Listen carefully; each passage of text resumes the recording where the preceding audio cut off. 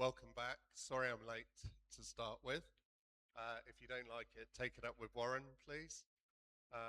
But yeah, apologies for that.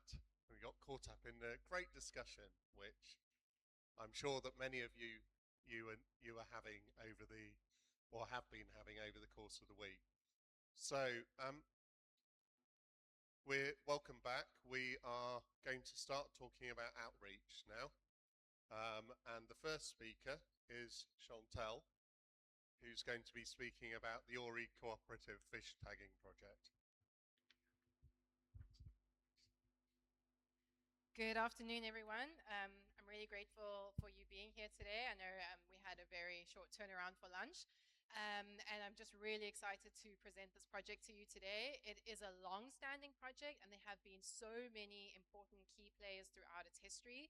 I'm kind of the baby to the project. I came on board just less than a year ago, so I hope to do it justice. But yeah, we're talking about the ORI-CFTP today, which stands for the ORI Cooperative Fish Tagging Project. We are a citizen science project and we rely on volunteer recreational anglers. So it is long standing. It was established in 1984, so it's over 40 years old. It is a citizen science project. We have significant community buy-in, so along the country of South Africa and slightly further afield, we have 7,000 plus volunteer recreational anglers who are part of our project. And through these significant resources, we have an exceptionally rich database that we've collected throughout the years, and we have over 400,000 fish tagged to date. So the why do we exist? It's a really, really simple mission, and it is to foster the care and conservation of South Africa's marine fishes. Our mission is to be a nationally and internationally recognized community of scientists and recreational anglers who promote ethical angling, inspire the care of South Africa's marine fishes, and collect vital tagging data to support science-based conservation and management. So before I dive really into the nitty-gritty of this project, I do just have to do justice to the history. And so it was really born out of some pioneering work done by scientists at the Oceanographic Research Institute, which is where I'm based. Dr. David Davies and John Bass in the early 60s started using these conventional tagging methods to tag dusky sharks along our east coast to start getting initial information on where they move.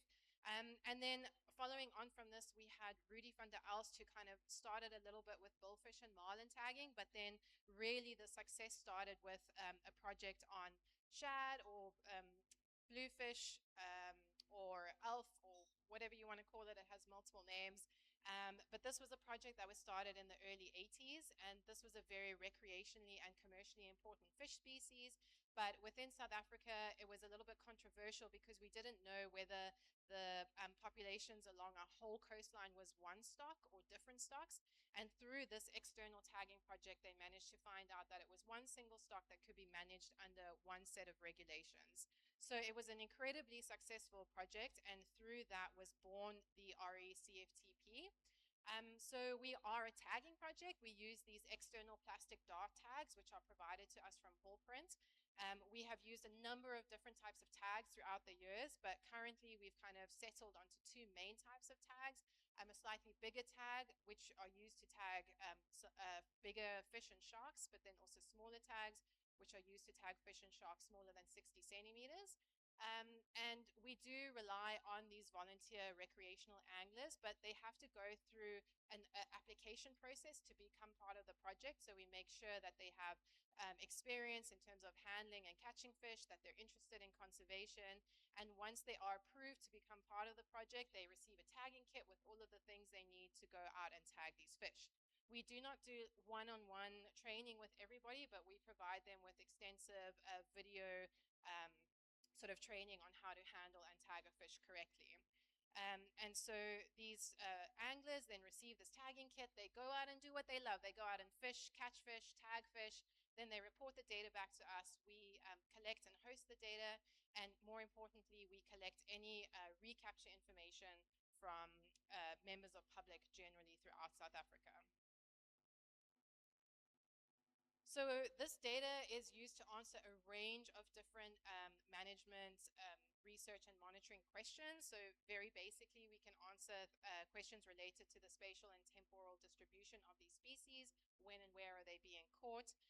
Through the recaptures, we can start to look at basic movement data because we have 2 points in space and time where they're caught and where they're recaptured. We can start to look at things like size data and growth rates because they are measured, especially when they're caught and sometimes when they're recaptured. In certain situations, like with the shad or the bluefish, we can start to look at things like population size, structure, and in particular stock dynamics. And then finally, because this is such a beautiful long-term project, we can start to think about how all of these things relate to climate change and the changing environments in which we find ourselves in. So to date, our amazing anglers have tagged over 400,000 fish, of which almost 27,000 have been recaptured, which constitutes a recapture rate of about 6.7%, which is pretty comparable to various international projects around the world, similar in nature. We have 376 species that have been tagged across 93 different families, although on average about 166 species are tagged per year. And this just really speaks to the regional biodiversity hotspot that we find ourselves in. So we're primarily a South African-based project, and most of our fish are tagged within South Africa, but we do have a couple of active anglers and fish that are tagged up in Mozambique on our east coast. But really kind of Western Cape is leading the way with most of the fish being tagged there, followed by Eastern Cape, which is where we are now, and then KwaZulu-Natal. In terms of the number of fish tagged per year, so this has been highly variable throughout the history of the project, but on average, there's about 10,000 fish tagged per year, just below, and within the last 3 years, we've sat at a very nice, comfy 12,000 fish tagged per year. In terms of number of fish recaptured, again, pretty variable, but particularly since the year 2000, we've seen a steady increase in the number of fish recaptured, which is what we want to see. There's a bigger pool of tagged fish swimming around in the ocean, so we would hope to have a higher recapture rate. But we also think this is related to better handling and tagging practices as we sort of educate and engage more with the fishers themselves. But on average, we're sitting at about just over 600 fish recaptured per year. In terms of the top 10 species that are tagged, it is a beautiful, broad, diverse array of species. Importantly, 5 of these species are regionally or nationally endemic, which are denoted by the asterisk, and 5 of these species are also considered threatened or to have collapsed fish stocks. We have a broad range of ecologies presented, so we have reef residents like the Roman or our rock cod. We have estuary-associated species. We've seen here, we've had spotted grunter-quartz and steenbras. We have bigger predatory species, for example, the garrick, and then we also have 3 shark species which occupy a broad range of habitats. So really this data is incredible and has a huge potential to speak to management and research on both local, regional, threatened endemics, but also across the range of habitats that we have here in South Africa. So what do we do with all the data? It doesn't just sit there gathering metaphorical dust. It's being used in a number of ways throughout the extensive history of this project. So in terms of academic achievements, we have over 200 papers published that have used this data, and the data is still very relevant and still being used. And I just pulled 2 examples here of papers that have been published in recent years on some of our more data deficient ray species. Over 24 students, postgrad students, have used this data in their theses. Over 80 talks and posters have been given at conferences like this. When it comes to management, over 150 unpublished reports have been provided directly to management agencies. And then finally, because we're a citizen science project, we also really want to talk to the anglers themselves and the general public at large. And so a number of different outreach activities have been undertaken. We've given tagging talks and demonstrations to anglers, articles in sort of traditional media, over 200 of those, radio, television, interviews, documentaries, social media posts, the YouTube videos on ethical handling and tagging. So there has been a lot of, this data has been used in a lot of different ways. This was a very important paper that Judy Mann, our amazing plenary this morning, published in 2022, really looking at how this has impacted the attitude attitudes and behavior of the anglers in our project. And while the community was mostly made up of middle-aged males, there was this very intensive peer-to-peer communication within the community. So most anglers learned about the project from other anglers, and then they also encouraged other anglers to join. So it's really a lot of buy-in from the community themselves and them sharing it, which is probably one of the biggest reasons why there's been such a long-term success of the project. In terms of their motivations, a lot of it was because they want to help with research and conservation, which is great. That's the most important. And then there was also some more egocentric motivations, like I think it will raise the profile, my profile in the eyes of my peers. We are facing, however, a number of significant challenges along with these long-term successes, and our biggest one at the moment is funding.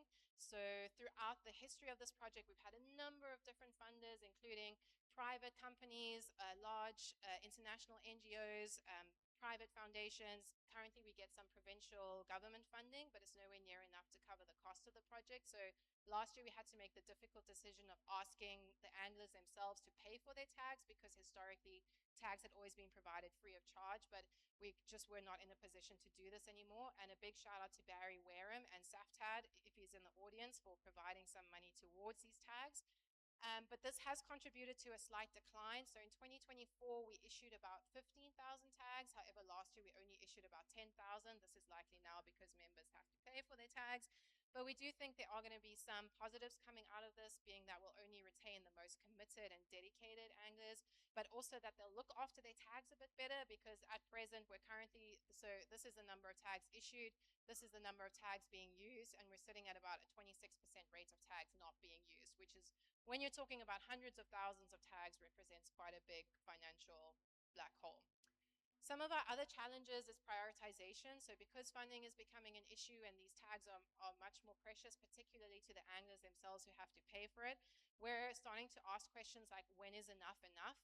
Take, for example, our national fish, the Galyun, which we've heard a lot about. We have over 70,000 fish tagged to date. And as a scientific community, we have a good handle on a lot of the ecological and biological questions associated with the species. So do we still need to tag them? But there's a lot of aspects to think about. So particularly for this species, we have a big portion of our community who exclusively target and tag them in the Western Cape in winter. So we don't want to feel like we're excluding them if we don't tag this fish anymore. Will we miss out on potential future changes with climate change if we stop tagging? So there's a range of things to take into consideration. Also, how much is too much? We currently have about 130 species on our priority tagging list, which we ask members to tag.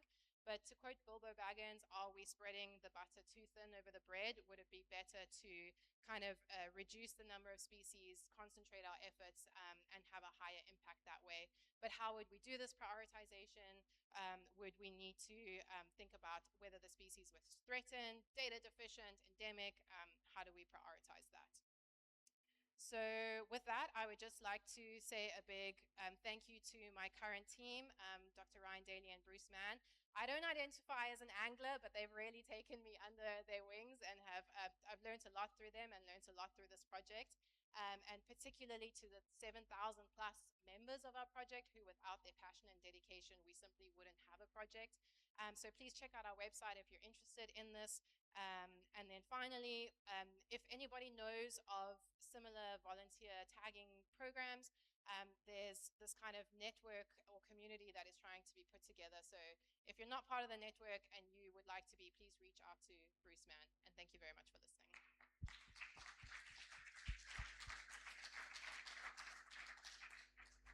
Thank you, Chantel. It's a cool project, is all I can say. We've got time for one quick question, if anyone's got one. Valeria.